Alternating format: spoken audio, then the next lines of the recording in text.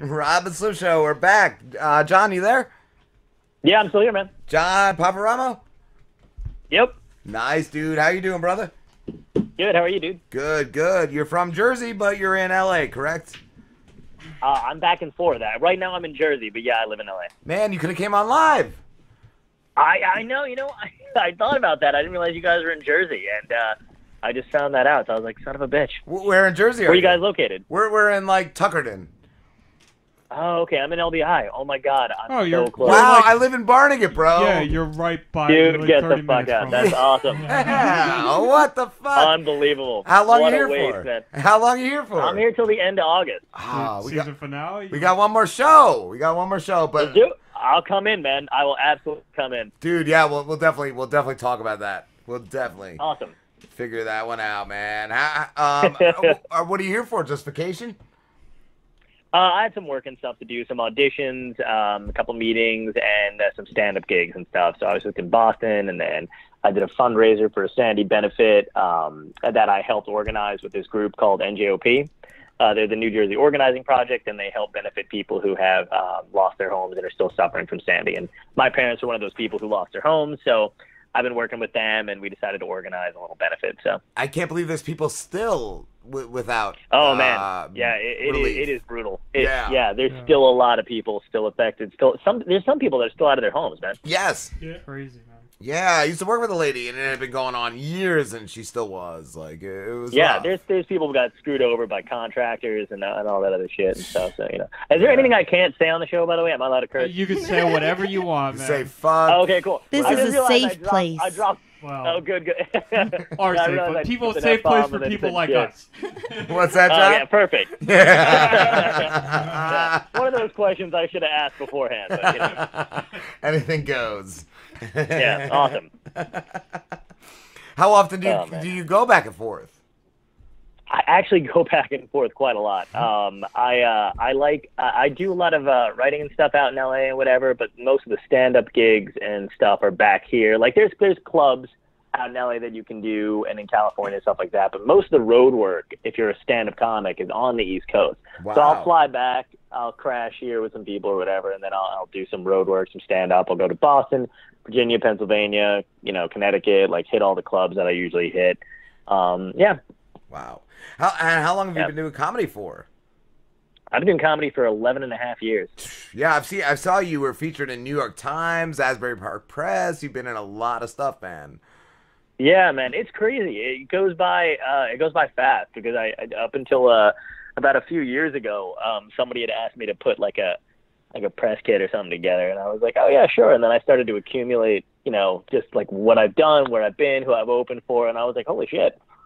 I've been busy.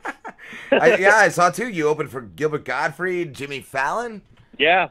Wow. Yep. Oh, Jimmy Fallon was awesome, man. I was like 3 years in doing stand up, and I got a call, and it was right before he took over for the Late Show for Conan. Wow. And he wanted to do like a little mini tour, so he was, and I did 5 shows with him, and that was like my first really big, like opening for somebody huge and getting a taste of what it's like to have a fan base in the audience, because his audience is fucking awesome. Like they were great. And the first night that he did it and I opened for him, I met his entire family. His entire family came, and then they talked to me afterward and stuff. So it was great. Wow. That's crazy. I saw one clip you had too on YouTube. You were at Rowan, and just talking about that rape trail. Like that was fucking hilarious. I went there for a year, and I surprisingly failed out. But I went there when it was like one of Playboy's top 10 party schools. It was all right. It was all right, man. I remember one night I was leaving. Was that before or after the trail? No, the trail was there. The trail was there. Trust me. I didn't rape, but I knew about the rape trail. Yeah. But I remember one time I was leaving. I think it was Rush Week at the Frats, and I was leaving a party, and I drank a lot of jungle juice, and I went with this chick, and I had to throw up. And so I started walking real fast, and she got all butthurt, so she started walking real fast after me, and I was just trying to dip into the woods, And she Right. grabbed my arm right before that, and I turned around like out of instinct, and I just projectile vomited all over her. How did you get, you stupid cunt? Don't get in my way. After that, she knew never to follow a man into the woods again. You taught her a Lesson learned. an important life Right? lesson. You were better off on the rape trail, bitch. I was going to say, she tells that Exactly. story, and everyone she tells thinks that's going to go a way different way. It's rushing me into the woods, and I have no idea why. And I saw your clip too about your first grade date, and I also have a first grade date. Can you tell us yours real quick?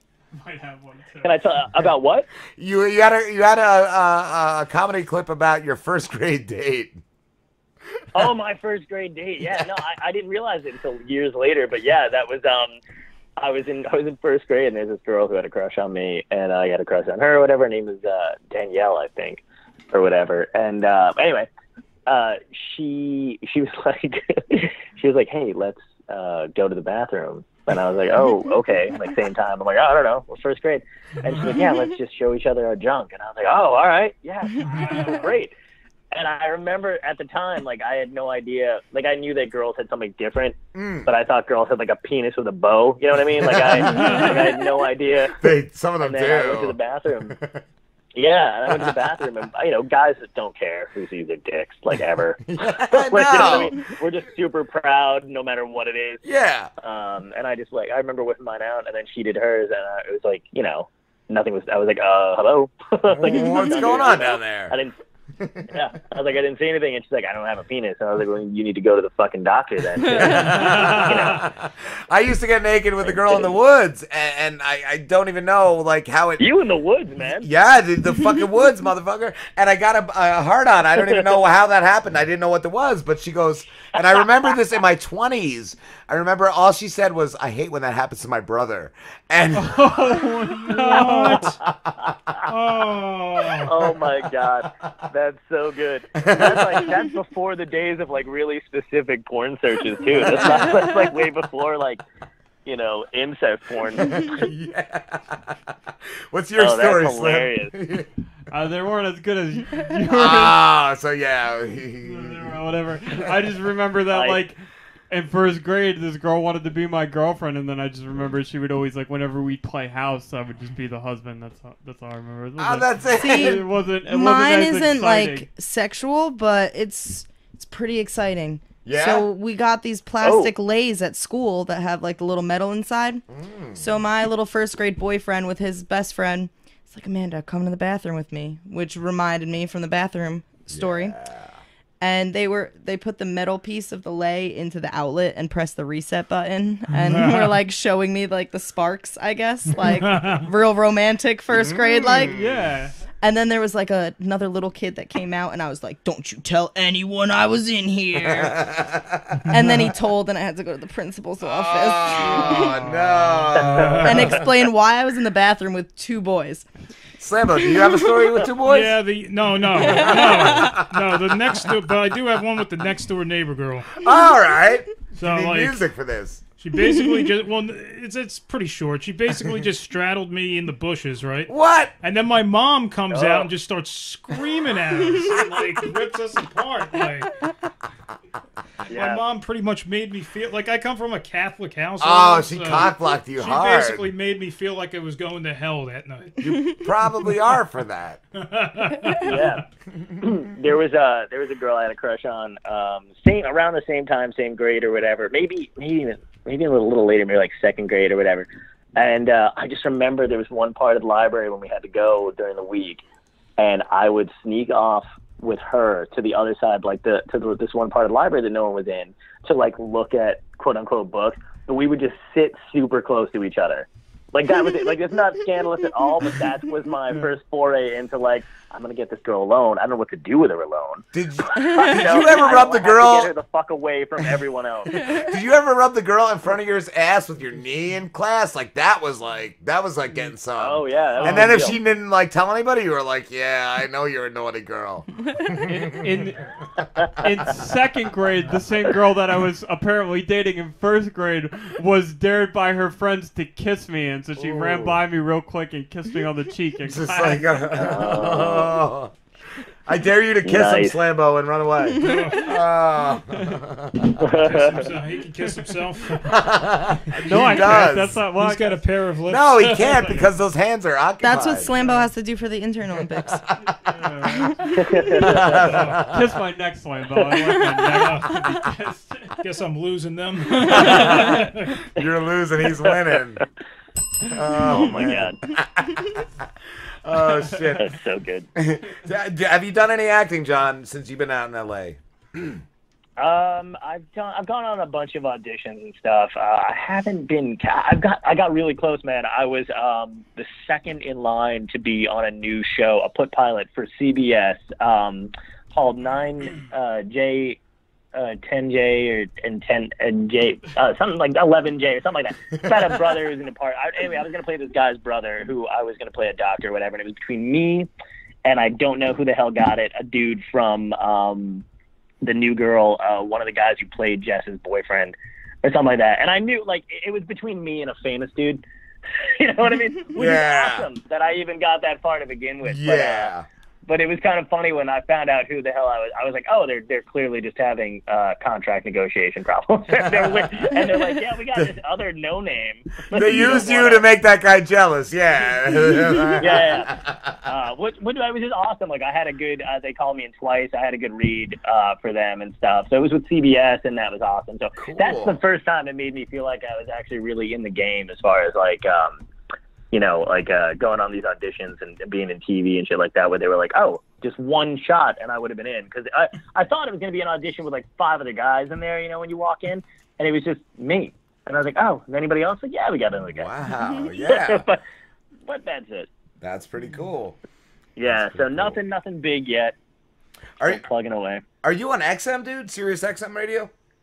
I am on Sirius XM and also on there's a new app too. I'd like to. It's called Laughly, I think it is, or Laugh.ly or something like that. It's a great new app for stand up and comics and stuff like that. It's like the Pandora of comedy.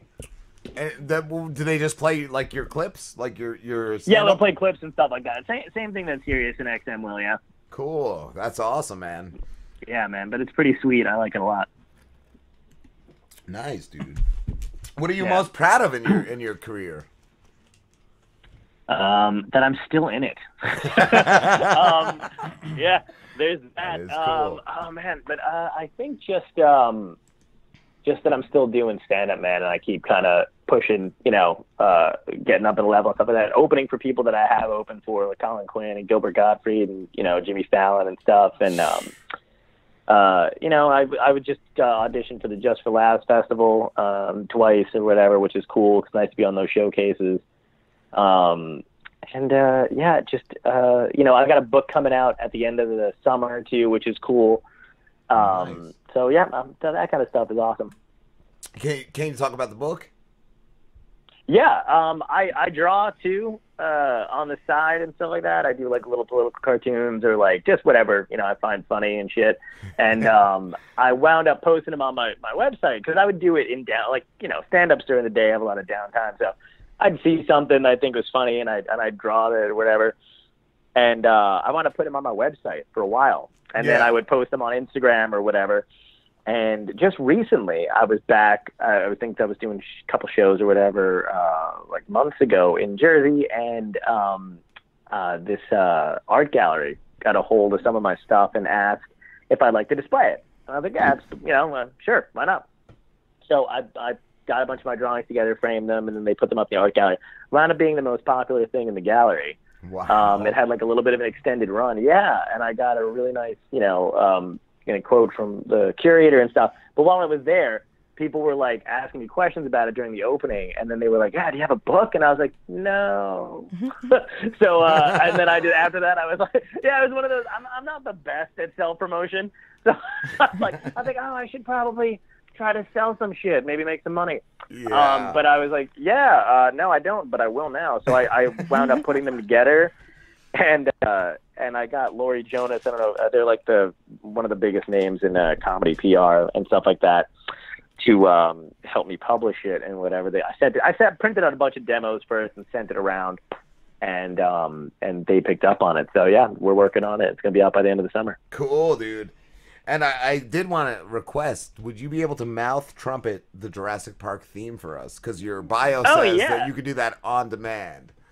Yeah, it does. It's cool too. I'm gonna give it a shot. I will give you a heads up though. I am coming down with a bit of a cold, so I got a little throat thing going on. But I'm gonna give it a shot. Right? I feel that way too. But no, that's what they all say before they mouth trumpet the Jurassic Park theme song. I feel like you lied on your profile now. That's what they all say. It's like a Tinder bio now. He's gonna do it. This is the last. I'm gonna blow out my voice for the others. All right, ready? Here we go.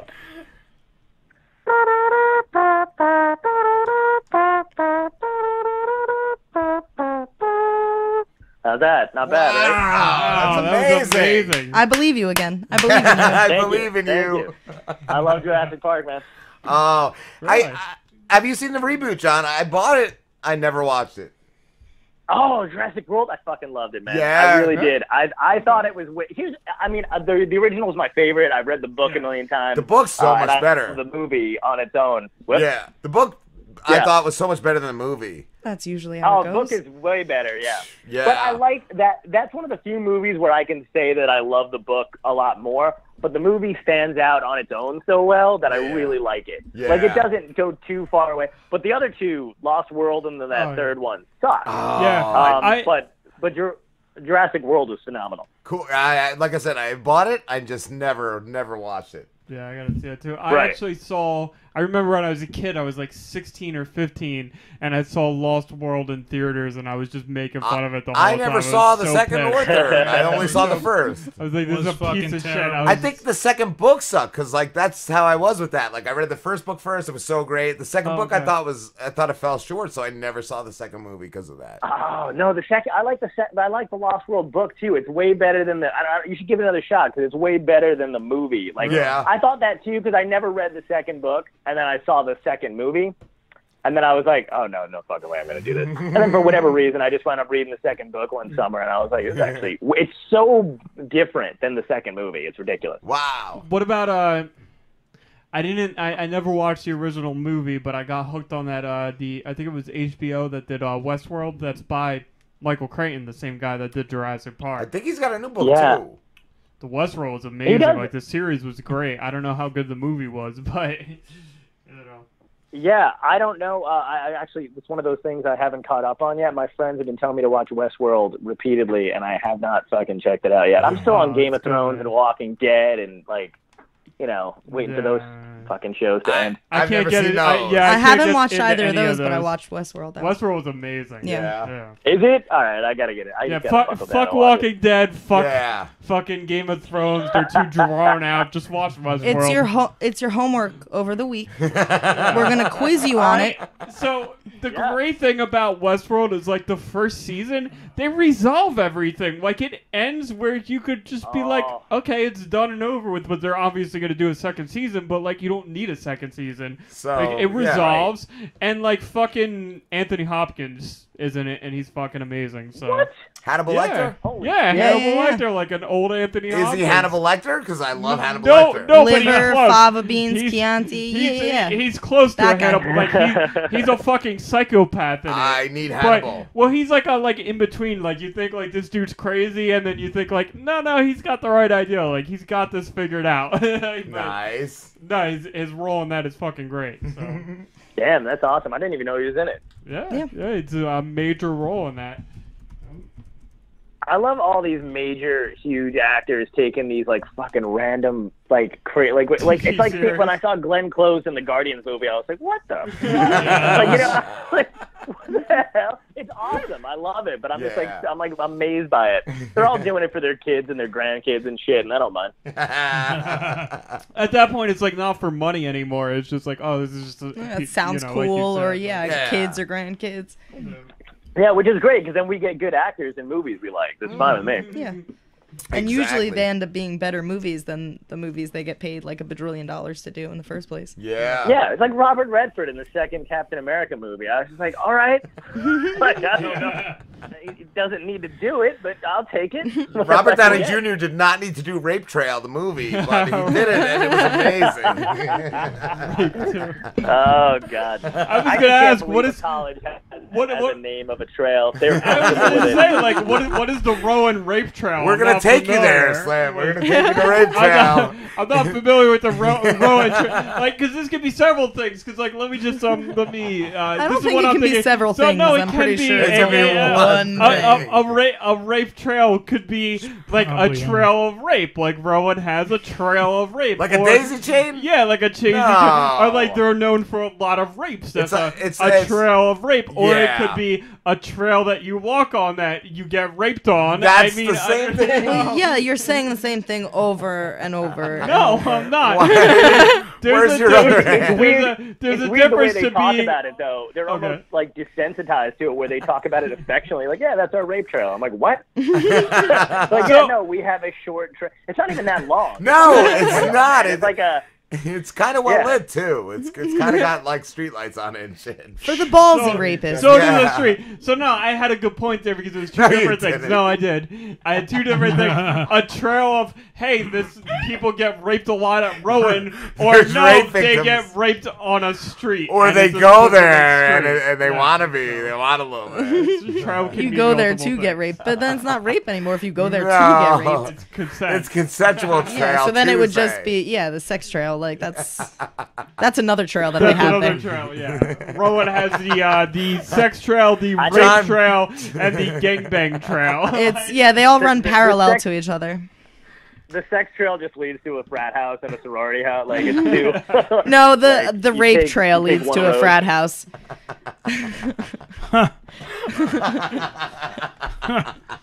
The rape trail definitely leads to a frat house. Or the underlying. Yeah, name. exactly. Yeah. Leads to my crawl space. Mystery solved. Oh man. The rape trail is actually my driveway. Yeah. It goes to the dean's quarters. You're like, all the kids who get straight A's are just walking out of it, valedictorian. Like, how's this happening? Good old rape trail. No wonder they're referred to it so affectionately. Yeah, they love Yeah, exactly. That's the only reason why I'm so far in college, because I've done a lot of shit on the rape trail. I've done a lot of rape trail work. The best graduates that have come from Rowan. Magna cum laude. Highly Jesus of the rape trail. Oh man, John.